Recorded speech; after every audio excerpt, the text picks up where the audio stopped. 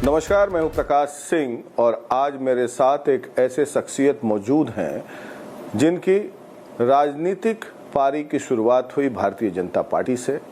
उसके बाद नीतीश कुमार से इतने करीब थे ये कि नीतीश जी ने अपनी पार्टी जदयू में ले आए 2013 में और तब से नीतीश कुमार के गो टू मैन हैं ये। और नाम है संजय झा, जो कि जेडीयू के राष्ट्रीय कार्यकारी अध्यक्ष है। संजय जी, बहुत बहुत स्वागत है आपका रिपब्लिक भारत में। मेरा सवाल ये है, पहला सवाल सीट शेयरिंग पे बात करते हैं। नीतीश जी और बीजेपी का गठबंधन बहुत पुराना है। पहले वो 141 सीट पर लड़ते थे, घटते घटते घटते अब 101 पर आ गए 20 साल में। तो ये बार्गेनिंग कैपेसिटी नीतीश कुमार की क्यों घटी? क्या गिरते स्वास्थ्य के कारण?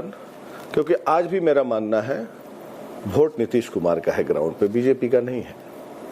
एक पत्रकार के नाते में बता रहा हूं। ऐसा है कि हर एक चुनाव का अपना एक डायनेमिक्स होता है। 2015 में हम लोग का सिटिंग विधायक था 118 और हम लोग लड़े 101 सीट पर। ये पहली बार नहीं लड़ रहे हैं। 2015 में भी 101 लड़े थे, जबकि सीटिंग था 118। आज हमारे सीटिंग विधायक है 45 और लड़ रहे हैं 101। एक तो ये है। दूसरा कि अभी हम लोग लोकसभा लड़ के आए 2024 में, उसका भी नंबर्स है कि कौन पार्टी कितना सीट लड़ा। वो भी फैक्टर इन किया गया होगा जब ये हम लोग तय कर रहे होंगे। और मुझे लगता है कि रिस्पेक्टेबल नंबर रहा। स्वाभाविक है, हर एक पार्टी चाहता है ज़्यादा सीट लड़ना। पहले हम लोग 25 पार्लियामेंट भी लड़ते थे। चीज़ें 14 के बाद बहुत बदल गई परिस्थिति। अब हम लोग 16 लड़ते हैं, लेकिन अल्टीमेटली 15 में चीज़ें बदली जब हम लोग विधानसभा लड़े। पिछले बार तो आप 115 लड़े थे 20 में। हाँ, तो 115 लड़े थे और दूसरे साइड 115 लड़े और लोकसभा में 17 लड़े थे। 17 6। मैंने कहा ना, उसके बाद अलग हो गए। पिछले लोकसभा में हम 16 लड़े। तो हर एक चुनाव का अपना एक मैकेनिज्म होता है।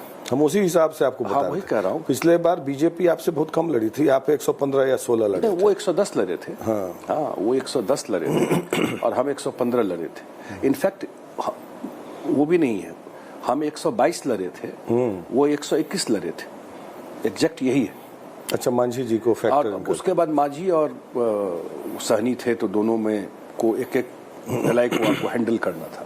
लेकिन लार्जर इशू ये है कि उसके बाद अभी लोकसभा लड़े ना 24 में, तो हाउस का स्ट्रेंथ क्या है? अभी जो असेंबली है उसका स्ट्रेंथ क्या है आज के डेट में?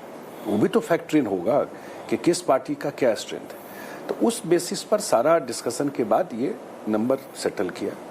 और मुझे आज भी लगता है कि नंबर तो ठीक है, हर एक पार्टी में लोग चाहता है ज़्यादा सीट लड़े, लेकिन स्ट्राइक रेट बेटर होता है हर एक का, तो ठीक है, वो भी अच्छी बात है। तो ये अलायंस जो है मेरे ख्याल से बहुत फॉर्मिडेबल अलायंस है और हर एक अलाय बहुत बेटर स्ट्राइक रेट करेगा इस चुनाव में। स्ट्राइक रेट अच्छा रहेगा मेरे ख्याल से, बहुत अच्छा रहेगा। क्या रहेगा?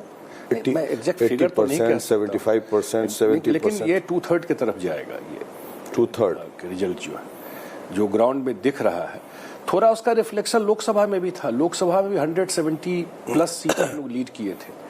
और उसके बाद लोकसभा के बाद जो खास करके 2 बजट आप देखिए केंद्र का, ये अपॉर्चुनिटी बिहार को काफ़ी टाइम के बाद मिला, जबकि केंद्र में एक फ्रेंडली सरकार, जिसको हम लोग डबल इंजन कहते हैं, और दोनों बजट भी देखिएगा 24 का और 25 का, तो बिहार को एक बड़ा एडिशनल फाइनेंशियल सपोर्ट मिला है, जो बिहार को जिसकी ज़रूरत थी।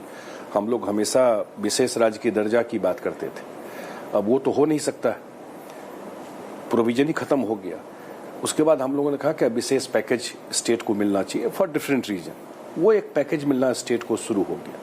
उसमें जो बिग टिकट्स प्रोजेक्ट है, इरिगेशन के हो, 6 लेन रोड के हो, मखाना बोर्ड का, वो सब मिलना शुरू हुआ है। तो उसका भी एक बड़ा इम्पैक्ट ग्राउंड पे दिखाई पड़ रहा है।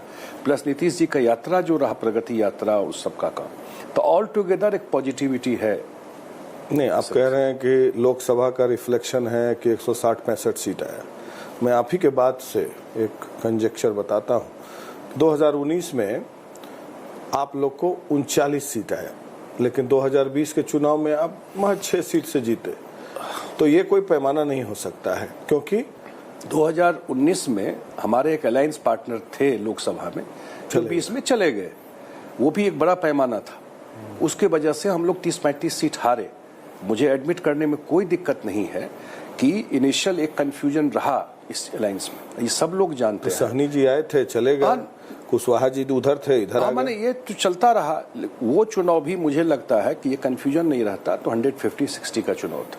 चलिए, वक्त बताएगा क्या होता है। लेकिन हम लोग सब ने देखा है नीतीश जी कैसे काम करते आए हैं। मुझे भी सौभाग्य प्राप्त हुआ है उनको नज़दीक से कवर करने का, नज़दीक से जानने का भी। जो गिरता हुआ स्वास्थ्य है ये चिंताजनक है। अभी एक तस्वीर हमने देखी, आप कोई सभा में आप हाथ पकड़ रहे थे। इस तरह की तस्वीरें आती हैं, नेशनल मीडिया पे चलती हैं, और ऐसा लगता है कि एडमिनिस्ट्रेशन और पार्टी पर कंट्रोल उनका ख़त्म हो गया है। तो ये कितना दिन तक चलता मुझे नहीं रहेगा? लगता है कि ये करेक्ट असेसमेंट है नीतीश जी के बारे में। नीतीश जी वगैरह आप लोग भी जानते हैं कि ओल्ड स्कूल के पॉलिटिशियन हैं, और जितना टेक्नोलॉजी बदल रहा है आज के डेट में, शायद वो उतना चीज को मैच नहीं कर। एज तो सब पे, हम ही लोग 10 चीज प्रेशर रहता है तो 5 चीज स्लिप कर जाता है दिमाग से। आपका भी, सबका होता है ये चीज, होता है। हाँ, लेकिन वो फैक्टर नहीं है। हाँ, ओल्ड स्कूल के है, वो फ्रेम है, फ्रेम चीजें होती, उनको ये सब बात नहीं है कि सोशल मीडिया का एक बड़ा जो सच्चाई है। तो इसलिए वो इतना चीज को कि उसको किस तरह से मीडिया प्ले कर देगा, ये मीडिया में आ जाएगा, वो चीज नहीं है। वो नेचुरल जैसे पॉलिटिक्स करते रहे उसी तरीके से करता है। और आज भी जितना वो कार्यक्रम इस चुनाव में अभी तक कर चुका, मैं इस चुनाव की बात कर रहा हूँ, 4 प्रोग्राम डेली है, मुझे लगता है 80 सभा उनका हो, रफली 2-4 ऊपर नीचे हो सकता है। नमस्कार, मैं हूं प्रकाश सिंह, और आज मेरे साथ एक ऐसे शख्सियत मौजूद हैं जिनकी राजनीतिक पारी की शुरुआत हुई भारतीय जनता पार्टी से। उसके बाद नीतीश कुमार से इतने करीब थे ये कि नीतीश जी ने अपनी पार्टी जदयू में ले आए 2013 में, और तब से नीतीश कुमार के गो टू मैन हैं ये, और नाम है संजय झा, जो कि जेडीयू के राष्ट्रीय कार्यकारी अध्यक्ष है। संजय जी, बहुत बहुत स्वागत है आपका रिपब्लिक भारत में। मेरा सवाल ये है, पहला सवाल, सीट शेयरिंग पे बात करते हैं। नीतीश जी और बीजेपी का गठबंधन बहुत पुराना है। पहले वो 141 सीट पर लड़ते थे, घटते घटते घटते अब 101 पर आ गए 20 साल में। तो ये बार्गेनिंग कैपेसिटी नीतीश कुमार की क्यों घटी? क्या गिरते स्वास्थ्य के कारण? क्योंकि आज भी मेरा मानना है वोट नीतीश कुमार का है ग्राउंड पे, बीजेपी का नहीं है। एक पत्रकार के नाते मैं बता रहा हूं। ऐसा है कि हर एक चुनाव का अपना एक डायनेमिक्स होता है। 2015 में हम लोग का सिटिंग विधायक था 118, और हम लोग लड़े 101 सीट पर। ये पहली बार नहीं लड़ रहे हैं। 2015 में भी 101 लड़े थे, जबकि सीटिंग था 118। आज हमारे सीटिंग विधायक है 45 और लड़ रहे हैं 101। एक तो ये है। दूसरा कि अभी हम लोग लोकसभा लड़ के आए 2024 में, उसका भी नंबर्स है कि कौन पार्टी कितना सीट लड़ा, वो भी फैक्टर इन किया गया होगा जब ये हम लोग तय कर रहे होंगे। और मुझे लगता है कि रिस्पेक्टेबल नंबर रहा। स्वाभाविक है, हर एक पार्टी चाहता है ज़्यादा सीट लड़ना। पहले हम लोग 25 पार्लियामेंट भी लड़ते थे। चीज़ें 14 के बाद बहुत बदल गई परिस्थिति, अब हम लोग 16 लड़ते हैं। लेकिन अल्टीमेटली 15 में चीज़ें बदली जब हम लोग विधानसभा लड़े। पिछले बार तो आप 115 लड़े थे 20 में। हाँ, तो 115 लड़े थे, और दूसरे साइड 115 लड़े, और लोकसभा में 17 लड़े थे, 17 6। मैंने कहा ना, उसके बाद अलग हो गए। पिछले लोकसभा में हम 16 लड़े। तो हर एक चुनाव का अपना एक मैकेनिज्म होता है। हम उसी हिसाब से आपको बता हाँ, वही कह रहा हूँ। पिछले बार बीजेपी आपसे बहुत कम लड़ी थी, आप 115 या 16 लड़े थे। वो 110 लड़े थे। हाँ, वो 110 लड़े थे और हम 115 लड़े थे। इनफैक्ट वो भी नहीं है, हम 122 लड़े थे, वो 121 लड़े थे, एग्जैक्ट यही है। अच्छा, मांझी जी को फैक्टर और उसके बाद मांझी और सहनी थे, तो दोनों में को एक एक ढलाई को आपको हैंडल करना था। लेकिन लार्जर इशू ये है कि उसके बाद अभी लोकसभा लड़े ना 24 में, तो और हाउस का स्ट्रेंथ क्या है, अभी जो असेंबली है उसका स्ट्रेंथ क्या है आज के डेट में, वो भी तो फैक्टर इन होगा कि किस पार्टी का क्या स्ट्रेंथ है। तो उस बेसिस पर सारा डिस्कशन के बाद ये नंबर सेटल किया। और मुझे आज भी लगता है कि नंबर तो ठीक है, हर एक पार्टी में लोग चाहता है ज़्यादा सीट लड़े, लेकिन स्ट्राइक रेट बेटर होता है हर एक का, तो ठीक है, वो भी अच्छी बात है। तो ये अलायंस जो है